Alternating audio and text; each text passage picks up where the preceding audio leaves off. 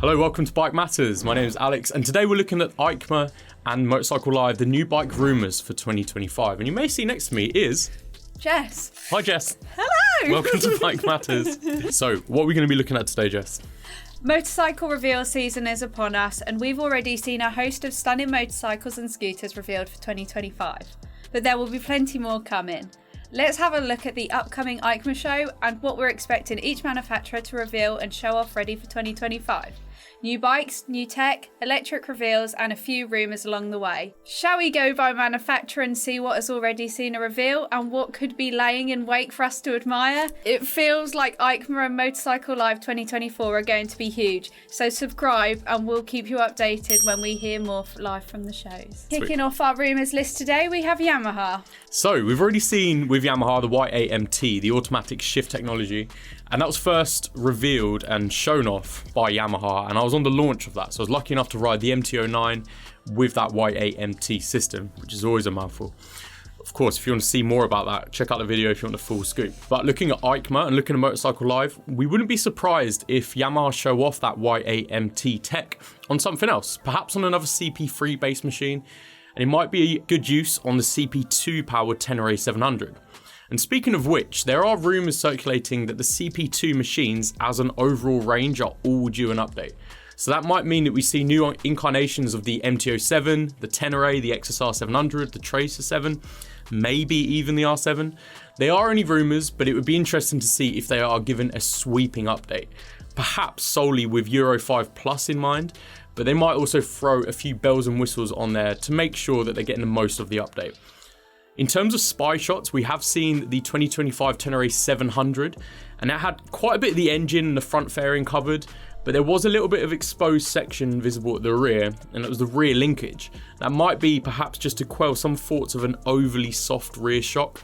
Nothing concrete, though it is something, and it's enough for us to work on, because it might be a brand new Tenere 700, and that would be very interesting to see indeed. Of course, we have all seen the Yamaha R9, and that's going to be unveiled for the first time at a bike show in Europe, in Milan at EICMA, so we'll be probably sprinting directly in that general direction to get some first-hand content and see what it looks like in the metal, in the flesh. I personally think that this could be the bike of the decade though. It's a superb motor, it's the new flagship R-Series style, and it's all for a solid £12,250 starting price. If you want a deeper dive on that, let us know in the comments, or will it have already been covered enough already and we're just going to be another voice in the void? Also, whilst we're with Yamaha, are there going to be any scooter updates? Is there going to be a new NMAX 125 with a fresh look for 2025? Or will the Razor R be given a bigger A2 variant? Of course, check out the Razor R review in the top right. I do have suspicions that we'll see something brand new in the scooter department shown off for 2025, so watch this space. It's also worth thinking if there's going to be any electric bits shown off, and this could be the year of an electric EICMA, whether you like it or not. So get in the comments if you think we've missed any rumours or manufacturers too, and check in if there is any secret scoops that someone might have left in the comments for us.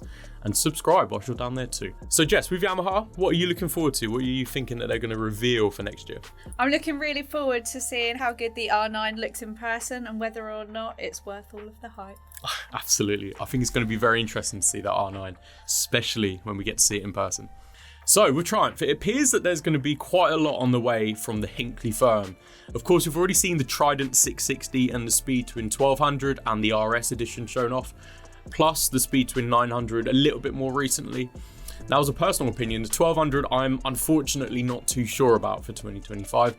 It feels like the base model was being given a downgrade just to give the RS a bigger advantage and gap at the top end. Anyway, I won't go on about that too much, because considering Triumph has a huge range and they've got Euro 5 Plus looming in the distance, it's very likely that there's going to be plenty more on the way from Triumph. I mean, they're a huge player on the UK roads and they're regularly floating around the top of the monthly sales figures, so no doubt they'll be keen to maintain their momentum there. Now, we may well see, therefore, a few updates to the Tiger Sport 660, and I'd imagine the same is going to be carried over from the Trident 660 and the quick shifter, the rider modes, the cornering ABS, and the engine refinements for Euro 5 Plus. We have also recently seen a little teaser online, and someone in the online comments for that teaser speculated it looks like a Tiger-based update from the tank alone. So we'll wait and see on that one. Though if this was released after the 22nd of October, which I think it will be, then yes, it is a Tiger Sports 800, and I think it looks really nice. Lastly, with Triumph, I think the Thruxton 400 is due for a reveal, and that looks very nice from the spy shots. And naturally, this Thruxton 400 is going to be based on the Speed 400, the Scrambler 400X, and I no doubt believe that they're just going to all see a little bit of an update to maybe be a free quartet sort of thing going forward. But in any case, Triumph are looking very, very good indeed. So Jess, Triumph, what are you thinking? I think for me, I'm most excited about the Speed Twin 900. I've had a look on their website, and when you consider the new contemporary design and some of the major updates, this is the one for me. Oh, very nice. I did like the Speed Twin 900. It's a very, very good bike. Of course, check the review on the top right if you haven't already. Moving on, the big red wing from Japan, Honda. Lovely. So Honda, now of course Honda have a massive fleet of updates every single year to parade in front of us at EICMA. And it's particularly the sheer number of smaller bikes and scooters that they sell that regularly get bumps just to keep them at the very top of the monthly sales stats, no doubt. Now we've already seen updates to a few scooters here. So the Forza 125, the 350, the 750, also the XADV 750. Of course I reviewed that, and then the day later they updated it for 2025, which is quite amusing. We've also seen the NT1100 getting a few updates, and there's also the electronic suspension model that's been flown out there as well. And of course, finally, the CB1000 Hornet and Hornet SP were finally unveiled after almost a year of first being seen at EICMA last year. Now we've seen the price now, so £8,999 for the standard Hornet, and the SP is only £1,000 more at £9,999. That's an incredible price for both of those bikes. But what else can we expect to see? I mean, in terms of rumours and spy shots and even sort of early rumours of a potential bike, the CBR 1300XX Super Blackbird was mentioned. And I do know of a certain Felix who would absolutely love to see that. There's also the CB400 rumoured for an appearance, which we'd hope finds its way to the UK. Unlike the Highness or the HNess, which isn't over in the UK, but the 400 market is getting so popular and so busy that no doubt Honda are going to want to jump in there and get a little piece of the action. Also, a 750 Hornet turned into a sports bike might be a nice addition for Honda, particularly to compete with the sort of upper to middle class of sports bikes like the 900s, the R9 in particular. And maybe the CB1000X will appear. Apparently, the Transalp also is going to be getting an R model, which is basically just going to give it some tweaks for more off-road bike riding. And I think that's a popular bike, so it could do extremely well. So of course, a lot on the way from Honda, but Jess, what are you looking forward to? I know you mentioned a certain Felix will be excited to see the Blackbird, but in all honesty, I might join in with that excitement. That could be very interesting. I think it would battle with the NT1100, which is being critiqued as being a little bit too boring. But a Super Blackbird, I know we're going to see Felix there, and if it is there, he's going to be all over it. Up next, we have Royal Enfield. So it could be a big year for Enfield, who are no doubt looking to update a huge chunk of their existing range, particularly the 350 range, maybe to just be Euro 5 plus compliant. We might then therefore see the 450 singles jump in their place. So the classic 350, Hunter 350, Meteor 350 could all be getting bumped up to 450. That would also mean that the restriction to 72 miles per hour on the 350s might be removed entirely. So say the Hunter 350 is going to be more A2 compliant and therefore reaching these speed figures of maybe 80, 90 miles per hour on private roads. Of course, that does make it very welcoming to the A2 riders and basically anyone who wants to go faster than 72 miles per hour, which is what myself and Felix thought when we reviewed these bikes before. They just felt like they ran out of power a little bit too much. Anyway, I also have a feeling that the 650 engine could be getting a run out on a few more models. There was spy shots before of the Scrambler 650, the Bear 650, and I did hear rumours of a classic 650, maybe to pair the Meteor and the Super Meteor. But it'd be very interesting to see what Enfield do here. Now, we could also see an electric run out for Enfield. Now, we've seen a teaser online, and after seeing the Himalayan electric test bed, or the prototype last year, it would make sense if Royal Enfield now use EICMA this year to show a little bit more of their potential electric offering. Even if they put the electric engine in one of the frames of the 350s, that could be very cool. And it would then maybe rival the styling of maybe the Mavic RM1S. Though looking at the Royal Enfield EV Instagram account that recently appeared, there was an accompanying teaser there, and the parachute that looking to deploy a bike was very Suron-esque. It looked very electric and what you'd expect from an electric brand. But we'll set to see that at EICMA starting on the 4th of November, so keep your eyes peeled. What are your thoughts, Jess? Well, actually, I was just going to say I do wonder how similar the actual electric Royal Enfield will be in comparison to the prototype they showcase. And then the second question is, how exciting is it going to be and how many people are going to like it on the UK motorcycle market? I think we both know that people don't really like electric too much. Well, they might. But they might. This might be the bike that turns it all around, and it'd be very nice to see. What do we got next? Following in nicely, we have KTM. So KTM, of course, you no doubt have seen, they've been running around with new models all over the place on the run up to EICMA 2024. And of course, we've seen the new 1390 motor, so no doubt that's due to find its way into new or existing models. Maybe like a Super Duke GT, maybe a Super Adventure. We'll have to wait and see. Of course, we're keenly waiting the full release of the 990 RCR, which could be a natural firm rival to the Yamaha R9, and it would be the first large sports bike from Austria in quite a few years, so that's very exciting on its own. There are a few spy shots of a new and updated 390 Adventure 2, which looks very interesting, and that could be a huge release, again, considering the 400cc class and the adventure machines that are really heating up in interest. Naturally, there's more penned in for release from KTM, but they've also taken the chance to show off a few new bits of tech. So the huge TFT screens that are like iPads, the Bosch smart systems, their automatic transmission. It's going to be very interesting to see what KTM have up their sleeve at EICMA. Sort of part of that group is MV Agusta and Husqvarna, and they'll be certainly showing off some new metal, and there's press conferences penned in for MV and time slots applied for with Husqvarna. Of course, the Vitpil and 801 will be one to see and watch out for when we get there. Do you have any particular picks for these, Jess? Well, I think I've got to join you. It's the 990 RCL. I think that'd be very nice. I mean, in terms of the sports bikes from KTM, they've always been so popular. I'm just very surprised that they haven't done it sooner. So that'd be very nice to see. Up next, we have a personal favourite of mine, CFMoto. So CFMoto are a very interesting one because they're proving to be very popular. But what have they got for EICMA 2024? Now, I've seen online the 675 SR, the sports bike, and that'll be on the way to compete in that increasingly competitive middleweight sports segment. Of course, maybe like the 660 Daytona, and basically all of those middleweights that are just proving very popular indeed. We've also got the 500 Voom, which is the twin headlight beauty, and I really like the look of that, so hopefully that does appear.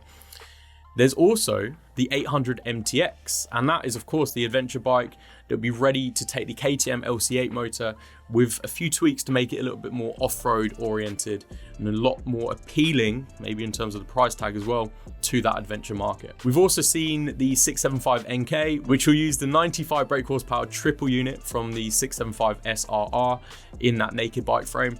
Again, that could directly point at the Trident 660 and the Daytona 660.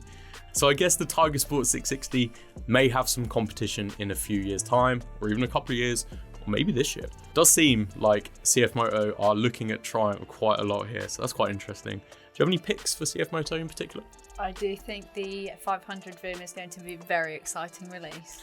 Fully agree with you on that one. On to Aprilia and... Well, we've seen quite a bit from Aprilia, but also not a lot at all. I mean, I've seen the Aprilia Tuono V4 in a few spy shots reported by MCN, and that could be very interesting indeed, because that also might mean an RSV4, which would be very nice. The Aprilia 457 naked bike was also spotted a little bit a while ago on some spy shots, and that seems to be pretty well set for release following the RS 457 sports bike version, which was last year. Also from Aprilia, we might see a 2REG update, but I haven't seen anything online at all for that. So we just have to lay in hope. Anything in particular from Aprilia that you'd hope for? Not really, if I'm being completely honest with you. It's not been very exciting. You could step your game up like that. Yeah, let's just hope that they do something to impress us. Next up, we have BMW. So with BMW, I mean, there's going to be no doubt a few updates and a few new bits to show off. First of which would be the BMW R1300 RT. And that would no doubt just put all of the goodness from the R1300 GS into a more road-focused, tour-oriented model to take over from the 1250. Pretty straightforward, and likely will also take across all of the electronic and technological advancements from the already top-selling adventure machine. Following that, I think it's very likely that the 1300 Boxer will find its way into other forms. There's no way that they're going to make a motor like that and just not insert it into different segments. We also saw the R20 Cruiser appear a few months back. I'm not sure if that was a launch or just a teaser or just BMW just flexing their guns a little bit, but perhaps we'll see that appear at EICMA too, and it certainly looks and sounds serious. So I really do hope that we see that from BMW. What do you think, Jess? They've also updated their 400cc range of scooters. You forgot that, Alex. I did forget that. That's very true. Moving on to the Italian giants, we have Ducati. So Ducati's a very interesting one. Of course, similar to KTM, they sort of lead up to EICMA with releases on the way. So no doubt you'd have seen these. It's the world premieres. And currently the Multistrada and the Scrambler Icon Dark and Full Throttle have been shown off. And it'd be very nice to see if the Hypermotard 698 Mono finds its way into a few other forms. So I'm thinking maybe the Desert X 698, maybe a 698 Supersport. Of course, there are some photos of these I could see online. Without a doubt as well, we'll see a special edition Panigale V4, as is the Ducati way, with a special limited edition run of the new Panigale V4. Personally, I think that's great. I think it's really nice to see that they have their flagship model and they always have a little special edition run. But maybe there's going to be something else. Is there anything we can hope for, Jess? Personally, I think it would be nice if Ducati introduced a adventure scooter, adventure maxi scooter. I think that's one they should start doing. I tell you what. Credit me if you start doing it. That's a really good shout. Can't think of any scooters that Ducati have ever made. So Italian scooters, that sounds like a perfect shout. That sounds like a great shout. Next up, we have Kawasaki. So Kawasaki always at EICMA, and they always have a little bit to show off, whether it's just a few updates or some new updated models or just brand new models. Naturally, hydrogen power is being explored by Kawasaki, so perhaps we'll see some updates there. We can only hope, really. We also know that the middleweight and lower middle class is sort of heating up a bit, so perhaps we'll see a Versys get a 500 edition. That is rumoured. I did see a photo of that. Don't know how legit it was because it just looked like a render to me. Maybe even, I don't know, maybe we'll see a Kawasaki scooter? Probably not. Maybe a KLR, that would be quite nice, because Kawasaki don't have any adventure bikes in the UK, but they do exist. Bimota are always around the corner as well, so that's always fun to look at. They have like the Tezzy H2, and yeah, I don't ever see those models other than just in newspapers or online, but it'd be nice to look at. Anything that you're looking forward to from Kawasaki at all, Jess? No, I'm a big fan of the adventure scooter, so if they would like to introduce one, I'm all for it. That'd be great. That would be great. Saving the best till last, we have Suzuki. So Suzuki are always one to show off new bikes in recent years at EICMA. Of course, they're definitely going to be there, and they're definitely going to have something to show. Maybe they'll get involved in the blossoming 400 and A2 compliant with no restrictions class. But when I was looking online, I just couldn't really see anything concrete from Suzuki. Now, when I was on the launch for the V-Strom 800 RE, I did speak to one of the guys higher up at Suzuki, and he said that they've got loads and loads and loads on the way. Maybe it's something electric. Maybe Kawasaki have something electric too, I forgot to say that. But other than that, I just couldn't see anything at all. So we'll just have to wait and see with Suzuki. And of course, you'll have to subscribe, because when we get there, we'll be reporting live and direct. And we'll be putting things on social media as well. So Lexham Insurance on Facebook, on TikTok as well. And then on Instagram, we've got Bike Matters of direct to us, but then also the Lexham Insurance Bike Matters as well. So Jess, any personal picks for EICMA 2024 to look out for? Well, let's hope Ducati come out with that scooter that I'd quite like. I would love to see that, to be honest with you. Personally, I'm looking forward to the Tenere 700. I mean, if that is updated, that could be very interesting indeed. Great bike, and in terms of adventure bikes, I think it's probably one of the best there. But I think that'll do for now. If there's anything we missed, anything you want to see, get at it in the comments below.